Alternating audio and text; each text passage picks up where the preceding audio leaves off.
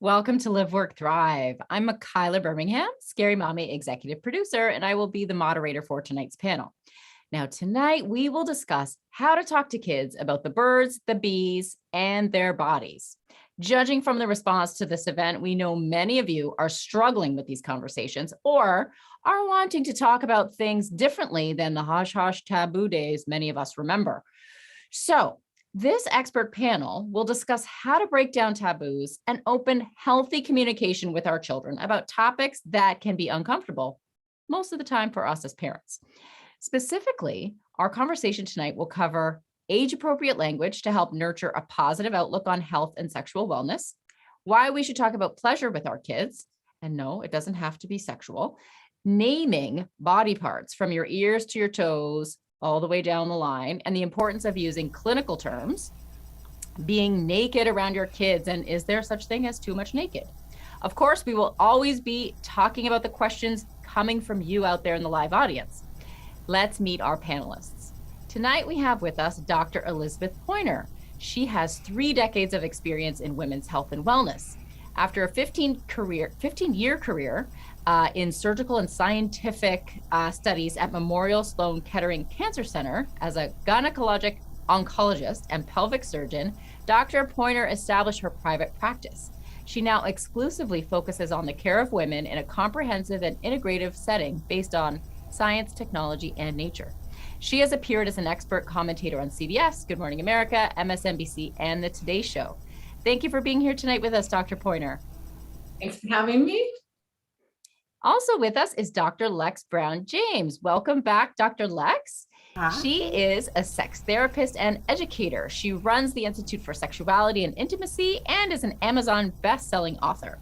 She's passionate about helping others build, maintain, and perpetuate true relationship intimacy with shame-free sex ed. Thank you so much for coming back on our show, Dr. Lex. Thanks for having me.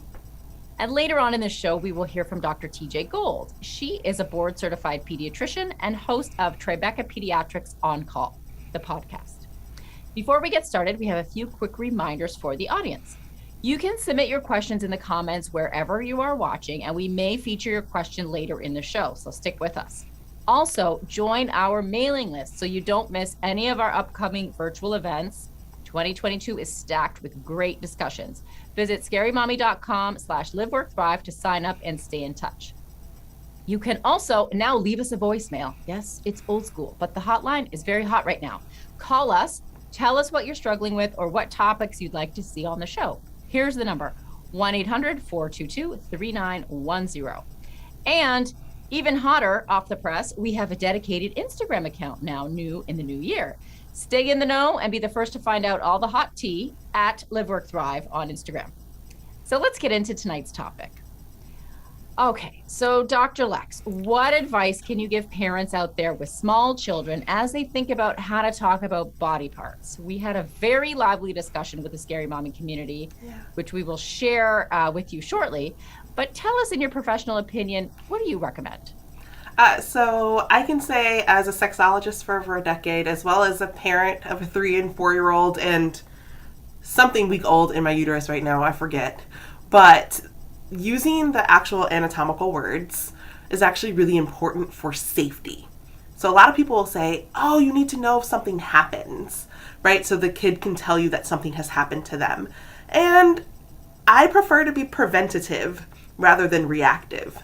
So using words like vulva, penis, anus, nipples, although they're not typical words, and I will say the vulva is the outside part, right? Not the actual inside vaginal canal that sometimes a baby might come out. It's the part that you can see. So vulva, not volvo, right?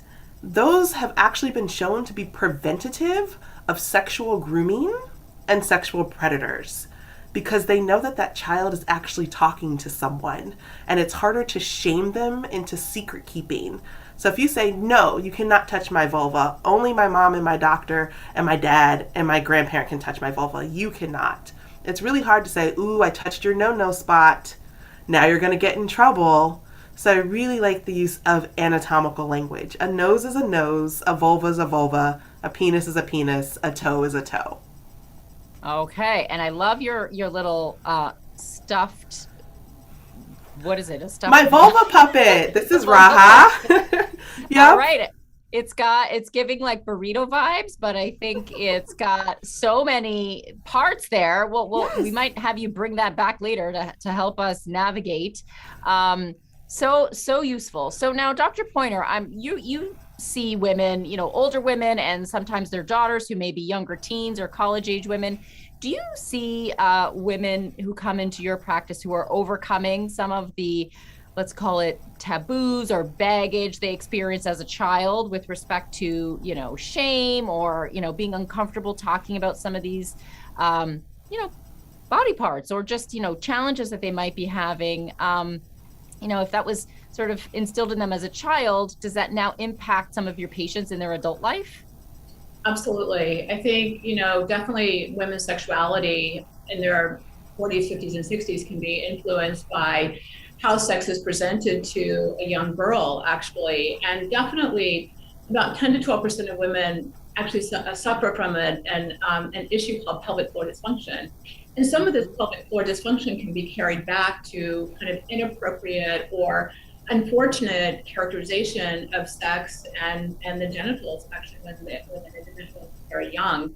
So I think it's really super important always to instill in young girls and boys also that these are not areas of your body to be ashamed of. These are part of the functioning of your body, and so definitely we can see implications of this later in life.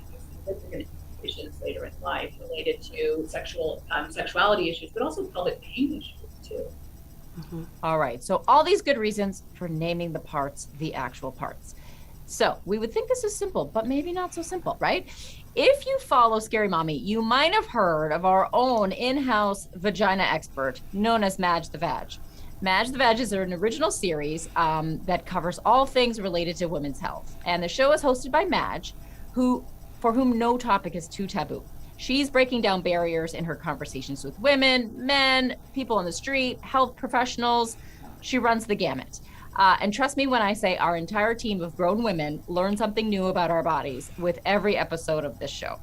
So on topic for today's conversation, Madge hit the streets a while back to ask adults how they plan to name body parts with their kids. And here's what she found out. Let's go to Madge.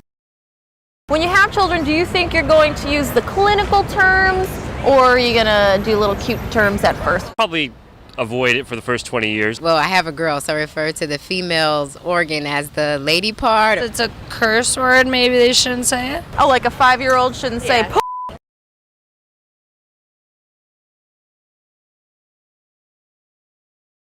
Opinion is that we want to say vulva, we want to say all the real terms. But what if they're like a year old? Can we start with a cutesy name and migrate over to the anatomical name? Or is it just like cold turkey? No, just use the real names from day one. What do you recommend? So I am a bit biased here. Both of my children, within the first 5 words that they knew, vulva was one of them. So we started, I think they started talking around 10 months. So by the time they were 18 months, they both knew vulva as a term, which actually came in handy because at 2, my oldest actually had a UTI. And she would say, "Mom, my vulva hurts. Like something hurts." And she was able to communicate with me. I was able to take her to the doctor and I'm like, "Hey, her vulva hurts." And the doctor was like, "Well, can I look at her vulva?" And I was like, "That's not my body. You should ask the kid if you should look at their vulva, if that's okay." And so we practice that consent. And I say the earlier, the better. Once they know what the parts are, so you know this is a penis, you know this is a vulva, you know this is an anus, it also helps eradicate curiosity for all of these other things that they might hear about or other people might show them. Then you can call it whatever. You can call it a front hole, a back hole, a down there. I don't really care. But once they actually know what these parts are and what they do, then that language can change. It's a little bit harder to be like, "Well, this has always been my cookie, but now you're telling me it's a vagina and it actually has things and there's actually parts that go on down there." That can be really confusing. But it's like, "Oh, no, you're talking about my vulva. Maybe everybody's not comfortable with vulva, or I might get in trouble with other adults. Okay, so I can change that language and switch it up when I'm not in safer places. And that's okay." Got it. Okay, that's great advice. So start with the real names, and then later, once that's established, you can give it a nickname if you want. All right. Well, I think pediatricians would tend to agree with this point of view. Let's hear now from Dr. TJ Gold from Tribeca Pediatrics about how and when to start naming body parts. Here she is. So at what age should a parent have the vagina talk? As soon as you start speaking to your child, especially during language formation, toddler time, 15, 18 months old. But by 3 years old, the child really does know their nose and their toes and their knees, and they should know their vagina and their vulva. All right. So we asked the Scary Mommy community to weigh in on this one, and the results were mixed. People on Instagram, I have to say, were very much in the clinical terms camp. We had team clinical names over on Instagram. But we opened up our hotline and people were very open and honest that, it wasn't all clinical. It was a bit of a mix. Some had cutesy names, some used a little both, and then there were others who were on team clinical. Let's take a listen now to some of these messages from our hotline. The first one is from a mom who's actually in the healthcare field who swore she would only use the clinical names, and lo and behold, she's got some nicknames going on in her house. Here she is. As a child development specialist, I kind of went into parenting thinking, oh, I definitely know what I'm going to do. And it comes to naming their body parts, particularly their private parts. And lo and behold, we use cutesy nicknames. When it came down to it, we actually gave our daughter the autonomy to name her own parts. And she came up with this name, Tucci, T-O, I don't even know how we spell it. I've never actually spelled it, but it starts with a T. She does know the clinical name for her body part. She does know that the clinical term and the real name for it is vagina. So it's kind of got a balance going on. We have taught them, my 4.5-year-old specifically, that nobody is allowed to touch you there except for mommy and daddy, and occasionally my grandparents who also care for her, and she's well aware of the fact that it is her private area. So, Dr. Pointer, what do you say to Tucci's mom over here? How is she doing? She's teaching the names, but they're still using a nickname. Do you think that, that's a healthy balance from your point of view? I think that's what you're going to be comfortable with. I think we all have to look at why we name these regions with why we're uncomfortable with naming the body parts as they are, right? We have to look within ourselves also as a parent, and I have a 20-year-old son now, actually, why we feel obligated to give them these cute names, right? Because they're part of our body. They're a part of our body to be respected like any other part of our body. And I think it does stigmatize the genital region a little bit, maybe makes it a little bit more difficult for somebody to speak about throughout their life, actually.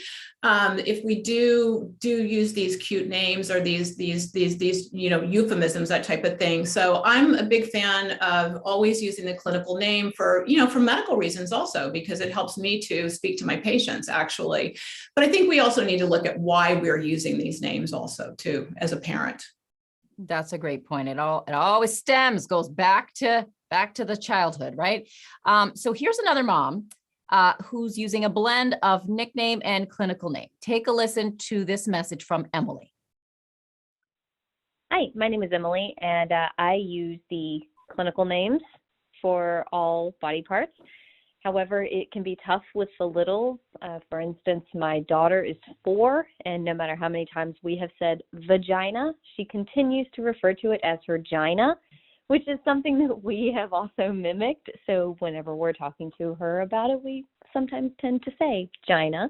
It is what it is, and I think you have to go with it. But we're in a very different time where I think we're all a lot more comfortable with our bodies and discussing these things. It's not a faux pas anymore. So it's exciting to be able to use the proper terms. So that is what we do. Thanks. All right, Dr. Lex, is gina acceptable? Or can we say gina, or still we got to get the first 2 syllables in there? I think using gina, right, the different speech pathologies for different kids, right, they understand that you're saying vagina and you're like, oh, I hear you said gina. You're talking about your vagina. That's great. And also I want to point out that for some kids who might be gender different, who might not identify as the gender that's the sex they're assigned at birth, those words can feel very uncomfortable for them, right? If we're always taught that all girls have vaginas and that person doesn't identify as a girl, that can be really hard. And I also want to note that some parents have trauma. And so talking about certain body parts in ways can also be a trauma response for some parents and really uncomfortable for them. And so taking all of that into account, yes, we want to use anatomical words, but again, once they know exactly what you're talking about, then it's okay to be like, well, I'm not really comfortable calling this a penis. I'd really feel better if we just, talked about the urethra. That feels better for me. It's okay to figure out where your family values lie and what needs to happen. Got it. Okay. So our last voicemail we're going to play for you is from a caller who has used the clinical names for her kids, but it may have backfired a little bit. Here she is. Hi, we always used the proper term, but it sort of backfired on me recently when my older child got a new truck and my daughter wanted to name it Cletus after a character on The Simpsons, and we said no, vehicles are female names, so she suggested clitoris. So this Thanks, is something bye. that we've heard come up quite a bit in our, in our messages and on Instagram where, parents are trying their best to use the clinical names, and then the kid goes to a birthday party and just dropping penis, vagina, clitoris all over the party, and the other parents are like, whoa, what's happening over here? So how do you handle that situation, in terms of other people not being comfortable with the language or the vocabulary that your child is using? Dr. Pointer, what would you say in a situation like that for a parent? I think that we have to respect the privacy maybe of some parts of our body, right? And we also have to put these into societal constructs for our children also, so that you may talk about your head or your arm a little bit differently, and we have to highlight to our kids, and I'm going to defer to you guys actually a little bit on how to do that, but that there's some parts of our body that are a little bit more private, and we can talk about them, and we can talk about them openly and honestly, but there are sometimes where we don't necessarily want to talk with them with everybody, and that comes down to a little bit of the privacy of these parts of our body, I think. So I think that as we teach our kids anatomical terms, we need to also put those anatomical terms in context also. So I would agree with Dr. Pointer in a way. I also say vet your parents. Who is in your parent circle that you are hanging out with? And are they sex positive? Do they share the same type of viewpoints that you share? Again, I have a 3 and 4-year-old, so we talk a lot about consent. There was some game, it was like a butt game, and I'm like, well, did you ask permission to touch somebody else's butt? Because that's the game. And my 4-year-old goes, yep, I asked, and he said I could. And I was like, okay. Well, let's also talk about what the purpose of dropping a penis word, or are we doing it for attention? Are we doing it because somebody didn't wipe well? Are we doing it because we can see somebody's butt? Because we don't want somebody to touch our butt or our penis or our vulva? So I think talking about like, okay, what's the purpose of why we're using this terminology? And also, am I with other parents who are going to shush my child or try and correct my child or make them feel bad or trying to shame them or saying that these are dirty words or what's the potty words? Then I need to vet who my kids are going to be around and what their values are too around shame-free sex ed and how we're being sex positive parents. Dr. Lex, that's a nice topic for a whole nother series on how to vet your parent group, because I would love the magic potion there to make sure that everyone is surrounding my child is on the same page. Lord, if we could figure that one out, we'd have half the world's problems handled, right? So we're getting a lot of questions from our live audience, and I want to have you take a look at a couple of those. So if you have a girl and you teach the girl the female anatomy, should you also teach them the male anatomy? As a mom of 2 girls, I'll be the first to admit I'm not a penis expert. I mean, there is one in my house. It comes out after dark, and that's how I like it. All right. My sister has 2 sons, and I'll be honest, I'm scared of that. When she's like, "Can you change a diaper?" I'm like, I don't really know what to do with this equipment. Okay, so what do you do for girl? I mean, is there a penis manual? I feel like I maybe need to read this.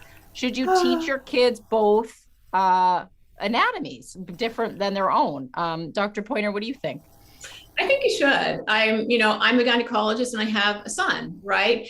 And I taught him about female anatomy and respect of female anatomy, of course, and consent. And so I think you should. I think it's important, actually. And I think it allows him to respect the women in his life and understand them also a little bit. So again, I think that yes, you should. I think that you should teach both sets of anatomy, actually, and that's important moving forward. And also in our transgender world, also, I mean, we need to understand that that there are different anatomies, actually. That makes a lot of sense. So, Dr. Lex, here's another question from our audience, sort of going back to what you were talking about with your children in a game. Is it normal for kids to want to use these terms around other people, like how they get obsessed with farts and butts? I feel like there's an age where everything butt and fart is hilarious. Is that just a developmental stage they go through where they're like obsessed with this stuff and the hand is always down the pants? What do we do here? So, yes, a couple of different really quick points. Hands down the pants start at like 18. Well, they technically start in utero. Kids masturbate in utero. That is not abnormal. The thing when you see a penis on a sonogram, it's because the penis has an erection. Like, it's just the body working through and kids exploring, making sure things work. And then when hands are down the pants, it's because it feels good. Just like why hands go in the nose. It feels good. So they're like, oh, I like to do this thing. We do private things in private places with clean hands and manicured nails so we don't scratch ourselves. When we're talking about like all of these parts, and yes, it is an attention thing. So if you're like, whoa, you just used this word, kid. That feels good. Please pay attention to me. I'm going to say it again. Same with curse words, right? If a kid says a curse word and they get a really big reaction, now that kid is going to continue to use that curse word. And body functions are funny. It's funny to fart. Adults laugh at farts when people are downward dog in yoga. Like, it's funny. You laugh during sex if somebody farts. Like, who did that? It's funny. So it's a bodily function. We just have to normalize the bodily function. Like, I bet that felt really good, right? It was like, yeah, my stomach was hurting. Okay, do you need to go to the bathroom? No, I'm good. So we're talking about normal bodily functions as they happen. It's regular. You say, excuse me, and you move on. Or you go to the bathroom if you feel like your tummy's rumbling before you let that fart out at, Christmas dinner. Good advice. Again, if we can find a solution to help children cut their nails and wash their hands, Dr. Lex, I mean, this would be the book of all mothers' dreams, right? All right, so let's talk a little bit about being naked, because I feel like this is another sort of, generational or, whatever your family kind of culture is may or may not be what your partner was used to, for example. Is there such thing as being naked too much around your kids, or having the kids be too naked at home? Dr. Lex, what do you think? I really think that's based on comfort of the family. I will say if you have Uncle Roger coming over and you're telling your teen to go put on longer shorts because Uncle Roger's coming over, maybe Uncle Roger shouldn't be coming over.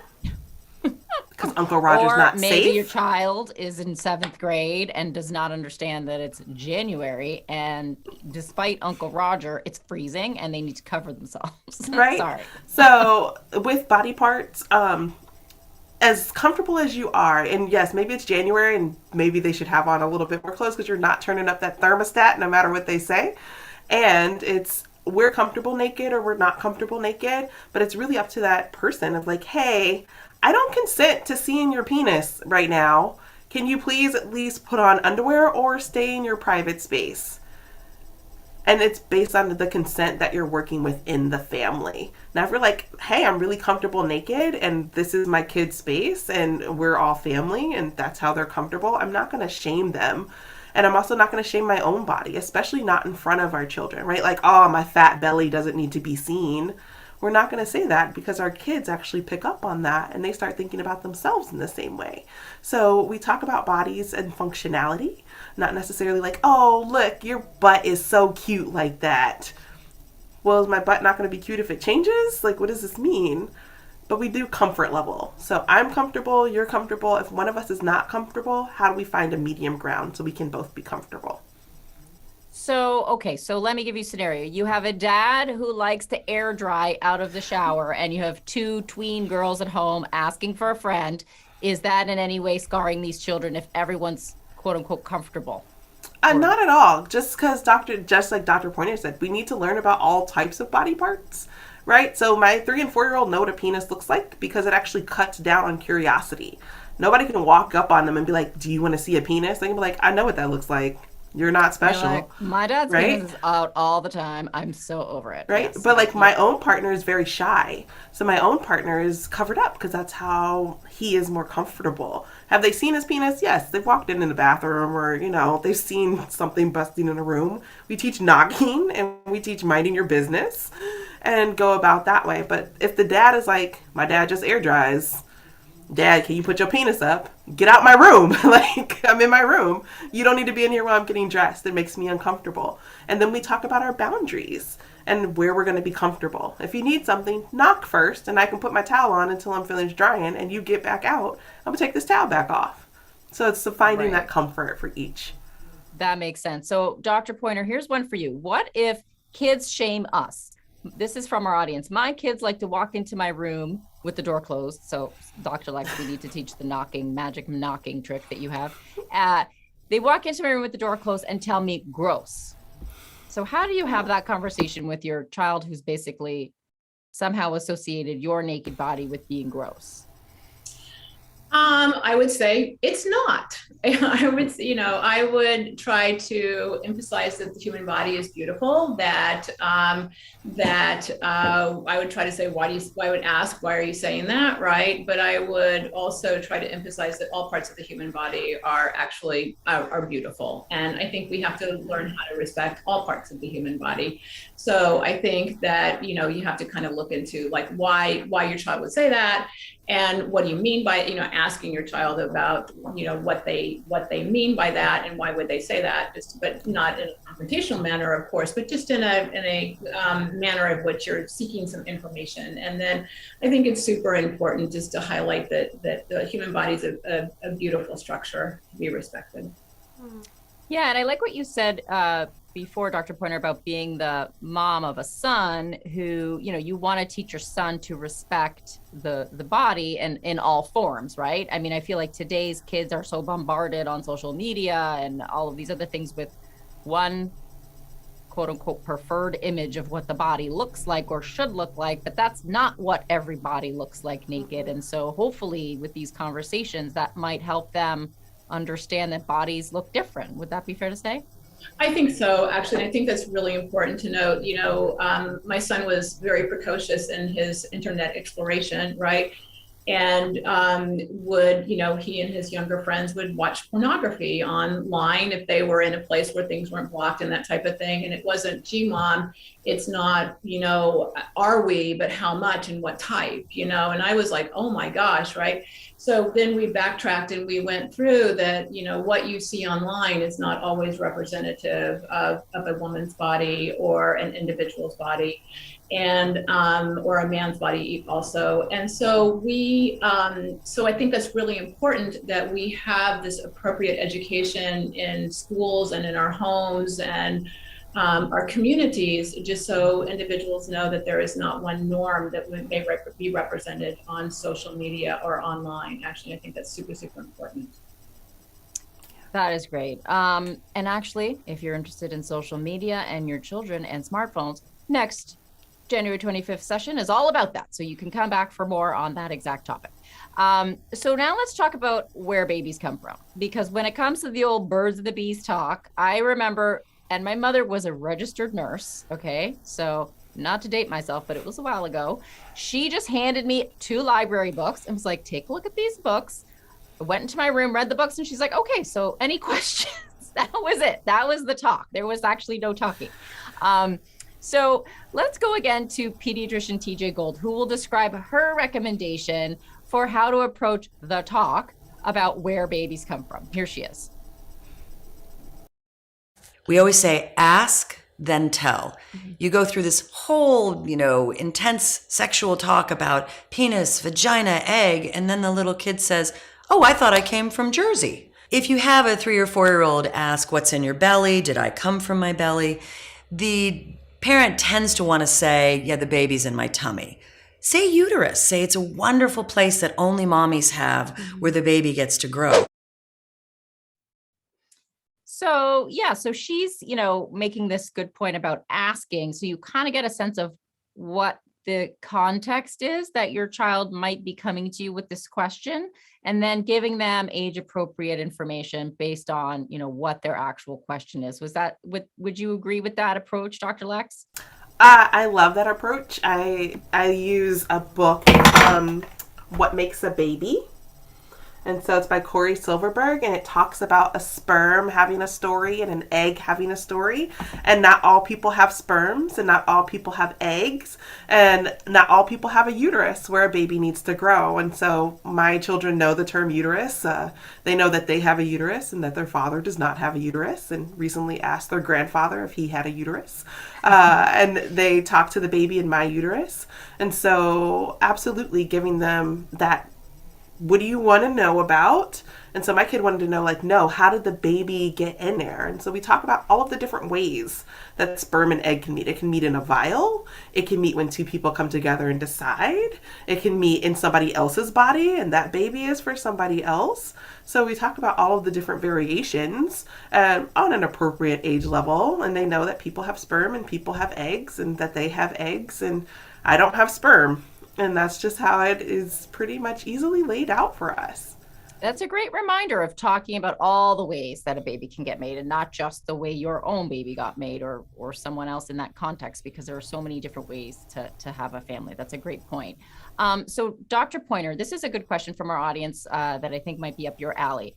Can you bring your daughter to the gynecologist with you? Is that taking it too far? Also, can you ask the doctor, like your gyno, to explain sex to your child if you're uncomfortable with having the talk? I hope you bill extra for that. Yeah. 99214 times 2. No, I think, of course, a lot of the women that I care for bring their daughters with them, actually. And I think that's really important, and because it makes them not afraid to come to the gynecologist, right? And we have a very body positive practice in terms of a lot of overall health and wellness emphasis. And I think that it's so important for women to learn and girls to learn that the gynecologist is not a scary place, and it's not a place where an individual is going to be hurt. And because you have a lot of kind of myths around and they're not myths. I mean, sometimes they are painful speculums and what does occur in a gynecologist's office. So many times what we'll do is, if a young girl is with their mother, she'll stay in the room, actually a large room. So she'll stay in the room if the mother is comfortable with that and wants to do that. Or she'll go to the head of the table where she doesn't see what's going on. Or if she's interested and the mother is okay with it, right, then she'll actually watch the exam, and I'll explain things to her, actually. So I think, again, that's what, mom is comfortable with, and the child is appropriate, is comfortable with, is appropriate. But we try to do everything in a super positive fashion, and it teaches young women that going to the gynecologist shouldn't hurt, actually. So super important. And then the other part of the question is in terms of, what was the second part of the question? Can you ask the doctor, like your gyno, to explain sex to your child if you're uncomfortable having the talk? Sure. So what we do is we will have, so I'll see young women in my practice who are daughters of my patients, actually, and we will have a conversation sometimes together, actually, mother and child and myself together, or sometimes, I don't think I've ever been asked to explain independently, actually, without the mother being present, right? But we do. I will do that, and I will see young women in my practice before they go to college. We have this conversation so that they can understand what may occur, when if they haven't become sexually active, what they may experience when they become sexually active. And so it allows them to have a good touchstone where they can get appropriate and accurate information in a kind of judgment-free area. And I would love to add, Sure. So I got to go to the OBGYN with my mom because I wanted to be an OB when I was a kid, and it was the most awesome experience ever. So thank you for doing that, Dr. Pointer, because it's so much fun, at least on my end, nerding out. But also, they can always talk to a sex educator. So we have community-based sex educators who exist, who are there to help teach folks. And because they're education, they don't have to go through healthcare. They don't have to use their parents' insurance. And their parents can actually seek us out too. Melissa Pinter Carnegie of Sex Positive Families host talks that are just about puberty. And when we're talking about the birds and the bees, I want to be very explicit. We're not just talking about intercourse, right? Sexuality, people get stuck on just sex. There's sexuality. We're talking about body image. We're talking about self-esteem. We're talking about gender expression. We're talking about how to build positive, safe, intimate relationships with other people. Sex educators can do that work too, and also really support our medical field as well, of even taking the lead of doing that for folks. So that's a great point. How would somebody find a sex educator in their area, or perhaps there's virtual workshops that are offered? Where would you recommend they look?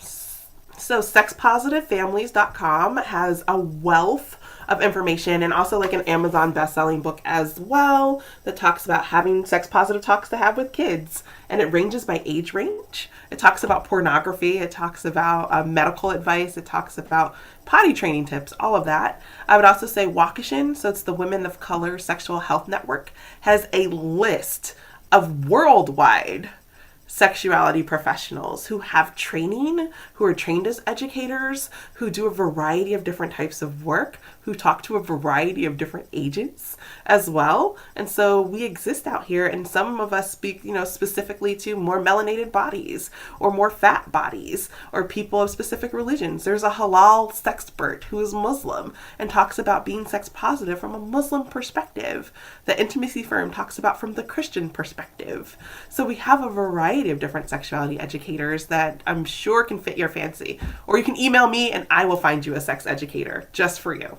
Is there a too tired sex educator for the ones that are tired who just don't have time? Okay. Well, I am your personal sex educator, so I am now your coach. You send me all messages, no matter when. Okay. I got you. Done. Okay, so Dr. Pointer, here's another one for you. How do you talk to your child when they don't seem interested in hearing it? My 10-year-old got her period and still shuts down when I try to educate her on her body. I don't think you can force those conversations. I think that it's important to provide information and to let your daughter know that you're available if she has questions or concerns. And I think it's really important to go over, though, what's normal with a period, what normal bleeding is, what normal pain is, what might be too much pain, or what may be kind of problems. And then I think to be available and to be open, but not to be forceful, but to be available and to provide information. That's really great. So now I think I'm a parent of, older kids. So we've already had the initial talk, and, they understand where babies come from. When I explained it to them, they're like, you and dad did that. And I'm like, yeah, once for you, once for your sister. And that was it. Right. And they were like, gross, like, ugh, like done, we're done here. But now that they're getting a little older, I sometimes feel the need to have kind of like reminder talks with them, because, you tell them when they're young, this is your own private parts, nobody can touch them, blah, blah, blah. They're 10, 11, 12, they're going to the soccer game and they're getting a drive home with the coach, or they're going to a play date and you don't go with them anymore because they're a little more independent and they're older. So Dr. Lex, how do you recommend keeping those lines of communication open as your child gets older to make sure that, it's still in their mind and they still feel comfortable coming to you, even though you might have, a few years have passed since you last had the talk? So one, rub that in. I don't know what a play date is by themselves yet. But two, it's awesome. Keep in mind that their bodies are actually going to start going through puberty. And you want to head that off. And it's not just their bodies, but also their minds go through puberty. They might not know why they're cranky. They might not know why they're ornery. They might not know why they're snapping at you. And you're like, my bad, your body is doing a whole lot of hormonal changes. And male bodies also have hormonal changes during the month. They just don't shed a uterine lining, okay? So you need to talk to them about puberty and also pleasure. It might feel really good to get that attention. What does that attention say? You might feel your body react in a whole different way. It's not something to be scared of, it's something to be mindful of. I usually use this in context of cleaning, because we should be cleaning our penis, we should be cleaning our clitoris and around that area. So you might feel a tickle, or you might feel something that felt really good, and that pleasure in your body is absolutely okay. I just want to let you know that that's what's going to be happening. You might feel like you want to hold hands or be close or cuddle with somebody a little bit more during a different part of the month. So you're keeping those conversations going, but they're not the Spanish Inquisition. Did somebody touch you today? What did you do today? Were you alone with somebody? Did somebody see you kissing somebody? Because that's just going to shut down conversation. They're going to know you're not safe as a person, because you're just going to accuse them, ridicule them, and possibly punish them. And you don't want to be that punitive person if you want them to come to you and be open with questions. So those gentle reminders every now and again, or like, hey, I noticed we might need to change your bras. Is your chest still feeling comfortable? If it's not feeling comfortable, then we might need to change that. And you're just checking in on a regular basis. Got it. Okay. So back to the pleasure topic for a second. You mentioned, this is a really kind of foundational subject that builds on your sexual health later in life. So, do you talk about masturbation with your kids? I mean, I remember distinctly being in a mom group when my kids were 5, and like these 2 moms came and they were like, she's masturbating. And I was like, oh my God, like I had no idea that this even happened with young kids. Like, whoever's writing these baby books, you're missing out on key chapters, I have to tell you. So, like, when do you talk about that? So hands down the pants happens I told you it starts in utero, but it happens typically around 18 months, around 3 to 5, kids want to play doctor, right? And so they also might have their hands down their pants. There's an awesome article called We Don't Touch Our Vulvas at the Table that you can actually look up. It might be a Scary Mommy article actually, but it's We Don't Touch Our Vulvas at the Table. And so, yes, they're going to masturbate. Your kids are a little bit older. This is when you might want to start to teach them how to wash their own sheets. This is the time when you're like, oh, nope, not my job anymore. Take care of your own stuff. I really Dr. Lex, that. I love you, but you are the mom of the young ones. I can't locking the door, cleaning the nails, washing the sheets. If you can make the children do this, like I'm telling you, you $1 million idea right there. And so we say, hands down your pants is great, but only in private places. Sharing a room with your sibling is not private when your sibling is in there. The bathroom isn't necessarily a private place because everybody uses it. So find your private place. Maybe give your teens and tweens during lockdown some private time. We're going for a walk. We're going to be gone for 30 minutes. Whatever you want to do by yourself for 30 minutes, have at it. We will be back in 30 minutes, right? But making sure they have space to explore, because that pleasure is going to be important. As Dr. Pointer said, we have pelvic floor dysfunction. People don't even know. And then you've probably even heard friends that talk about not having sexual pleasure. And I've never met a parent that says, I want my kid to grow up and have a crappy sex life. I've not met that parent to date. They might be in the comments, but I don't know a parent that says, I want them to have pain. I want them to feel bad. I don't want them to have pleasure when they get old enough to make those decisions. And this is part of that foundation. That is such a great point. So Dr. Pointer, someone in our audience is asking, if masturbation is something that we do in private, how do we remove shame from it?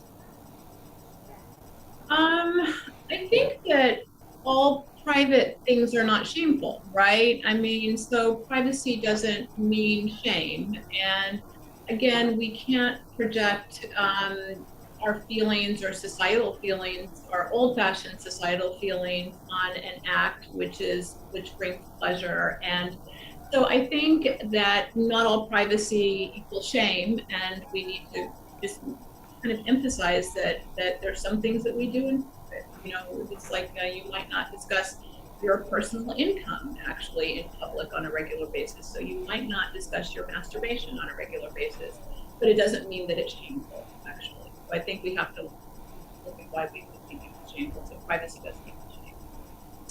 That is a great point. So Dr. Lex, I'm going to ask you a question for a friend who's told me this story. And again, I was like, ooh, mine is blown. So she has a child who is about 3.5, 4. And anytime she's in the car seat with the 5-point harness, she likes to do some rubbing. And it's to the point where if they pull up to the Walmart and she tries to take the child out of the car before she's finished, there's a big meltdown. And she literally, this poor child will be in the summertime in the hot car and the mom's like standing outside the car waiting for her to be done. Is this going to just blow over? Is this a phase? My friend is like, she thought it was going to be over, but it's been going on for a couple years, and she's very active, this young girl. How do you deal with that? It will blow over. Excuse me. It is a phase. Usually they grow out of it 6 to 7.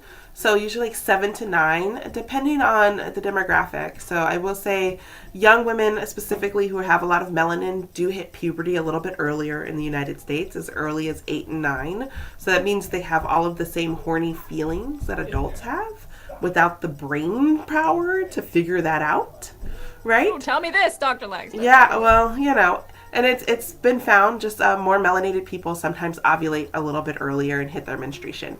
But for that kid, one, their car seat is going to change soon, because if they're 4 and they still have a 5-point harness, it's going to shift. And 2, this is a great time to talk about, well, this isn't a private place, and actually I feel uncomfortable. So I'd like for you to pause until you're able to get back home, and then you can rock on out. Right? I can leave you safely. We can roll down the windows, but this isn't a private place while, grandma's in the car. Right? I understand that you're getting that pleasure. What if we do some other activity? And so this is when we have different hand things we can do. This is when we're giving them different activities. We're playing different games, and we're changing their attention and behavior in that way. Got it. Okay. I'm going to let distraction. My friend know to watch this segment right here. All right. So Dr. Pointer, someone in the audience is asking, how do you get your partner on board with these conversations with the kids? This person says they're raised Irish Catholic. This all sounds great, but it's not easy. I think we need to highlight that some of the older teachings or older ways of how we handle this are actually harming women and harming men, actually. And I think that we have to I would try to emphasize maybe a little bit that for younger women, for girls, that this could cause problems later in life in terms of their sexuality, and for boys also. So I think we just have to look that we live in, we live in not an old-fashioned world. Like, the world is evolving, the world is changing, and how we respect our body, how we treat our body, how we talk about our body, is also changing. So I think it's important to emphasize that how we perceive our bodies and how they work are very beautiful, and that we can talk about these things, and we should talk about them with our children, and so that they can have a happy, healthy sexuality as they go through life. And to emphasize that it may be harmful not to talk about these things in a positive manner. That makes a lot of sense. So Dr. Lex, here's one for you. My son is on the autism spectrum. He doesn't understand the idea of privacy. As he hits puberty, how would you explain things to him? Oh, such a good question. So autism spectrum vary based on behavior, right? I would definitely get a sex positive BCBA, which is a behavior analysis that people use typically when folks are on the autism spectrum. And there's scripts that you use. So we can identify different parts of the house. We can start to practice those scripts of saying, okay, well, this is green. Is this private space? Or is this public space? And we rehearse those scripts over and over, and we reiterate over and over, depending on level of functioning of that child, right? So a higher level functioning child might need less scripts. A lower functioning child might need more scripts and helps. But having a sex positive BCBA, which they do exist, if you email me, I will give you recs to talk to people around that empowerment, because so often people on different learning spectrums do not get sex ed. They do not get comprehensive education, and it really does put them at the risk of actual abuse. So I'm really happy you're talking about that with your son and you're doing that work, because it is protective and super helpful. It just sounds like you might need some support from a BCBA, and I will help you find that person for you. Awesome. Thank you so much. That is a great question. So now, Dr. Pointer, you were talking about, and I love your philosophy of respecting the body and acknowledging that the older kind of outdated ways of thinking about things and talking about things is over. And we're trying to, acknowledge fact, biology, and to not do so can be harmful.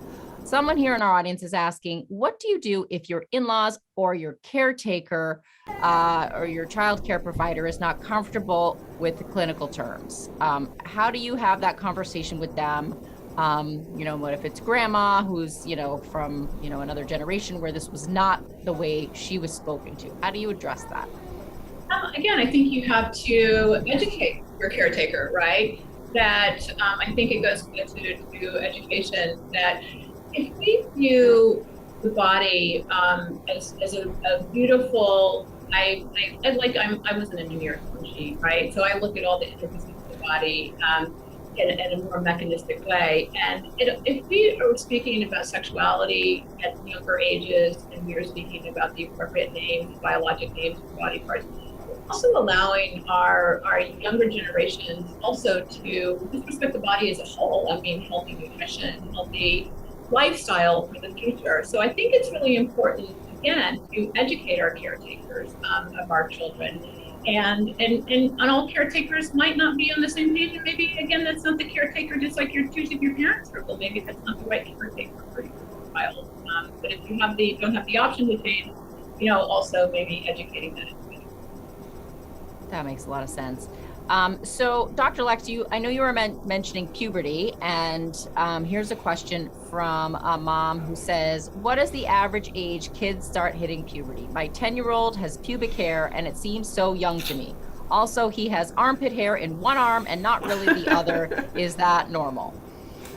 Absolutely, and Dr. Pointer, probably being the medical person, has learned a lot about this, although you guys don't get a lot of sex ed in med school. But yes, it's absolutely normal.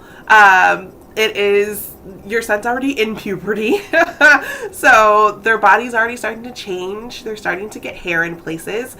We definitely need to talk about grooming, especially if that person has corally hair, pubic hair, because they might be more susceptible to ingrown hairs. There might be seeing porn or something like that. Average onset of seeing porn is between 11 and 13 in our country, so some as young as 9. So if they've seen things, they might try and emulate them, and we need to know how to do that safely. They're in puberty. It's absolutely normal for more hair to come in on one side than the other. It's also normal for hair to be a different texture than the hair on the head. We need to talk about grooming and what that looks like and what they prefer. Do they prefer, is it more comfortable to have a lot of coarse hair that might get tangled? Is it not comfortable? I've definitely had teens come to me and they're like, I have a mat of pubic hair and it hurts and I don't know what to do. And so I have to talk to them about, like, what does grooming look like and how do you do that safely and what does it mean? It doesn't mean that you're a whore because you want to trim your pubic hair. It means you play sports, you sweat, things tangle, and it really hurts if you go to lift your leg up and some hair pulls. So let's talk about what that means for people. So full-blown puberty, average onset is typically at 13-ish nowadays. It used to be 16 back in the day.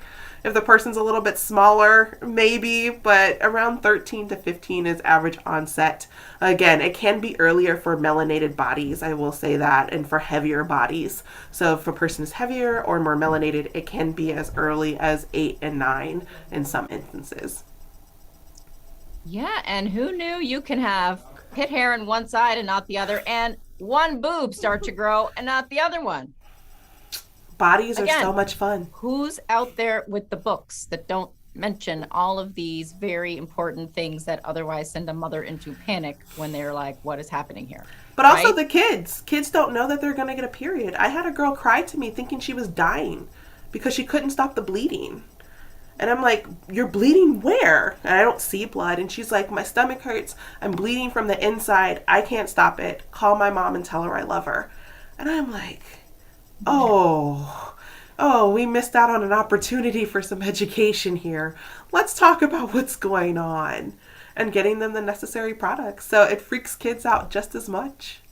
So that's a kind of just tangible takeaway, Dr. Pointer. How do you recommend that a mom, talks about the period before it happens so that you don't run into a situation like this where the child is like taken by surprise? Because I have heard of younger and younger girls unexpectedly waking up one day and getting that surprise? Yeah, I mean, I think when you start to see, breast buds in your daughter and such, and it's the time to begin to, as you see your daughter transition through puberty, it's a time to begin to address that your body's going to change, and address menses then, or address getting a period then. And I think it was so sad, the story that you just told me, because it makes it such a traumatic event, the first period, if an individual and a girl is not well prepared. And it shouldn't be a traumatic event, and we can make it not be a traumatic event. So I think just as a mother sees her daughter to develop and to transition through puberty, that's the time to begin to bring it up, not in a forceful manner, but in a suggestive manner also, that not to make it scary and overpowering, but to begin to address these changes is important. Also, I will say the MaxiPad packaging is so much cooler today than it was in our day when it was this like giant diaper. Now it's like neon and there's Hawaiian print like wrapping around it. And my kids were like, oh yeah, no problem putting that in my backpack. It's cool. A lot of my teens and tweens are choosing cups. So they're choosing, they're not wearing pads because they play sports and they're very active. And if you ever played sports and you got really sweaty and you tried to stick a pad on there, it didn't stick. But they're choosing to like go with uterine cups because they're very much environmentally savvy. They really like the idea that they're not harming the environment. They can keep it in for 12 hours. They don't have to worry about toxic shock. And they're like, hey, this is really, really useful for me. And they're finding the smaller ones comfortable for them. So yeah, they're having these talks and they're getting access, which is so important. This is great. Well, I feel like we could have had a whole another hour on this topic because we barely scratched the surface. This is so much great information for parents. So we're almost out of time, but I want to let everyone know that our next episode of Live.Work.Thrive will be on January 25th on kids and smartphones. When, why, and should we wait? And if you have a child in grade school, the smartphone dilemmas will probably happen sooner than you think, probably 3rd or 4th grade. You will inevitably see your first group text go painfully wrong, right? Or you may walk in and you might find someone watching an unsavory video, as we've just talked about. So it's all coming. Get ready, buckle up. It's fun. Register now at scarymommy.com/live-work-thrive and call our hotline. I love this hotline. It's so fun. You can call us with your questions and your show suggestions. Here's the number again for you, 1-800-422-3910.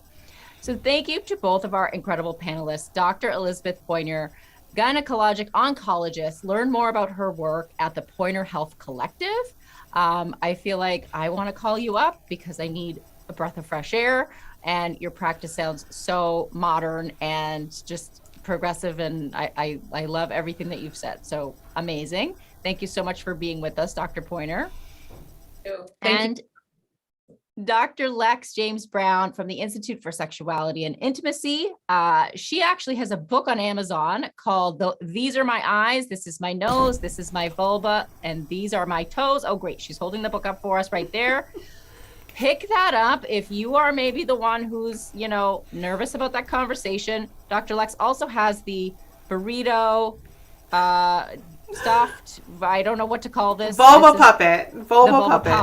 Yes. I feel like that is a great way to just go through it because it's hard to see. I mean, even on yourself, all the parts, right? So definitely. The puppet is a great way to point things out and have that conversation. I would love a child to show up at show and tell with that and see what She tried.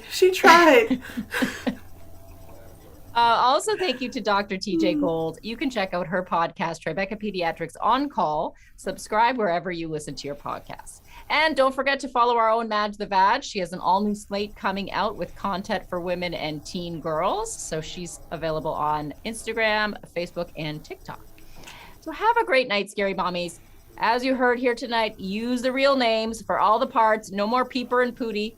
It's vagina and penis, okay? Let's empower our kids free of shame so that they can live, work, and thrive in all areas of life. Good night, everyone.